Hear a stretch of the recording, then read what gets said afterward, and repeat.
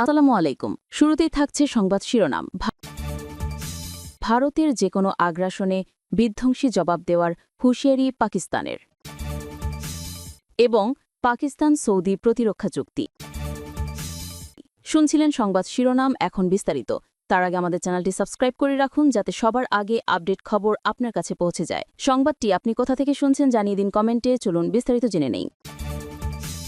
ভারতের কোনো ধরনের সামরিক আগ্রাসন হলে দ্রুত ও ধ্বংসাত্মক প্রতিক্রিয়া জানানো হবে, এমন কড়া হুঁশিয়ারি দিয়েছে পাকিস্তান সেনাবাহিনী।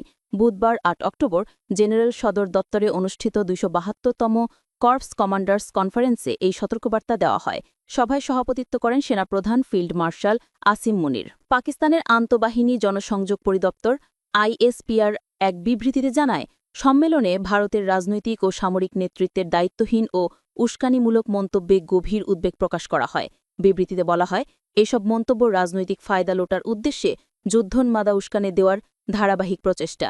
আইএসপিআর জানায়, ভারতের যেকোনো আগ্রাসনের জবাবে পাকিস্তান দ্রুত, দৃঢ় ও ধ্বংসাত্মক প্রতিক্রিয়া দেখাবে, যাতে ভৌগোলিক অবস্থান থেকে ভারতের যে আপাত নিরাপত্তাবোধ সৃষ্টি হয়েছে তা সম্পূর্ণভাবে ভেঙে দেওয়া হবে। যে কোনো কল্পিত নতুন স্বাভাবিকতার জবাবে পাকিস্তান তৈরি করবে নতুন বাস্তবতা, দ্রুত প্রতিশোধমূলক প্রতিক্রিয়ায়।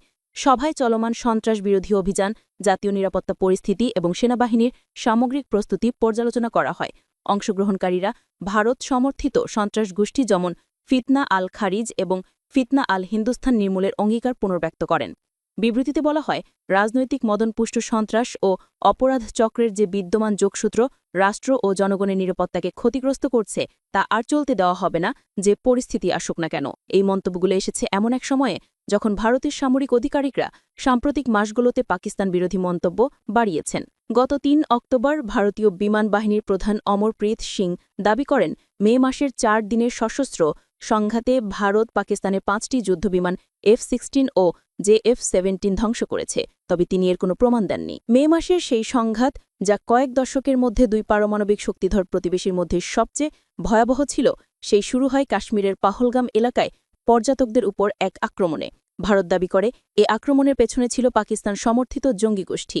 এরপর ভারত ৩ দিন ধরে পাকিস্তানের ভেতরে নিরীহ বেসামরিক নাগরিকদের উপর বিমান হামলা চালায়। জবাবে পাকিস্তান সেনাবাহিনী প্রতিরক্ষামূলক অভিযান বুনিয়ান মরসুস চালিয়ে ভারতীয় আগ্রাসনের জবাব দেয়। পাকিস্তানের পক্ষ থেকে দাবি করা হয়, অভিযানে ভারতের ৬টি যুদ্ধবিমান, যার মধ্যে ৩টি ছিল রাফেল, এবং বহু ড্রোন গুলি করে নামানো হয়। ৮৭ ঘণ্টা পর ১০ মে যুক্তরাষ্ট্রের মধ্যস্থতায় যুদ্ধবিরতির মাধ্যমে সংঘাতের অবসান ঘটে। বুধবারের সম্মেলনে সম্প্রতি সম্পাদিত পাকিস্তান সৌদি আরব সামরিক পারস্পরিক প্রতিরক্ষা চুক্তিকে স্বাগত জানানো হয়। সেনাবাহিনী জানায়, এটি আঞ্চলিক নিরাপত্তা ও বহুমুখী সহযোগিতা বৃদ্ধির একটি গুরুত্বপূর্ণ পদক্ষেপ। বিবৃতিতে বলা হয়, এই চুক্তি উভয় দেশের অভিন্ন মূল্যবোধ, পারস্পরিক শ্রদ্ধা ও শান্তি ও নিরাপত্তার প্রতি যৌথ অঙ্গীকারের প্রতিফলন।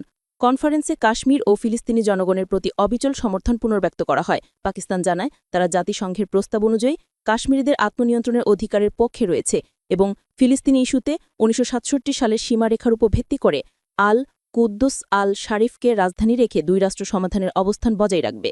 গাজায় তাৎক্ষণিক অস্ত্রবিরতি ও মানবিক সহায়তা পৌঁছানোর আহ্বান জানিয়ে সম্মেলনে ফিলিস্তিনিদের ন্যায্য অধিকারের প্রতি পাকিস্তানের অঙ্গীকারও পুনর্ব্যক্ত করা হয়। শেষ বক্তব্যে সেনাপ্রধান আসিম মুনির সৈন্যদের ধৈর্য, উদ্ভাবনী ক্ষমতা ও শৃঙ্খলার প্রশংসা করেন এবং যেকোনো প্রচলিত বা হাইব্রিড হুমকির মোকাবেলায় সর্বোচ্চ প্রস্তুতি ধরে রাখার নির্দেশ দেন।